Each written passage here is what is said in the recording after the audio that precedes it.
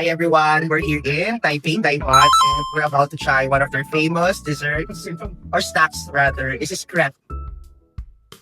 Ayan. So, in order namin is strawberry banana, right? Yeah. And blueberry banana. Pero meron din silang ina-offer na mga salty flavors, like may mga tuna.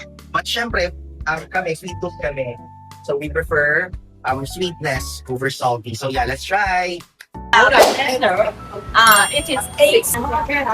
明天我再过来，我有时间的话。好，谢谢谢谢。 Thank you very much. Thank you so much. You're so kind. Thank you.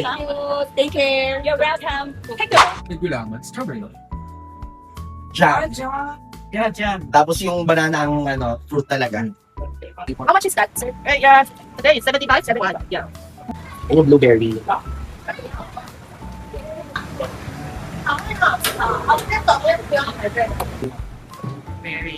Wow. Wow. Strawberry. Just a second.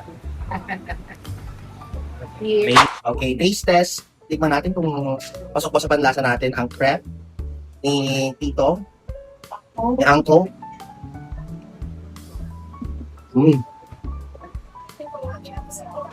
Walang kaka.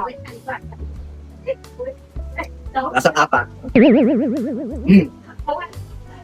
Pero nag-agree ha. Masarap.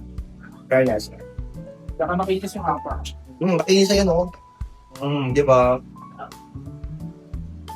Ano siya? 7 out of. Actually, Taiwan has a lot to offer when it comes to food, not just on desserts, snack, even on their main course. So I think you should visit Taiwan, or you should try to travel to Taiwan in order for you to find out what flavor do you really want to try. I think I'll leave it up to you, and I'll see you in my next video. Bye!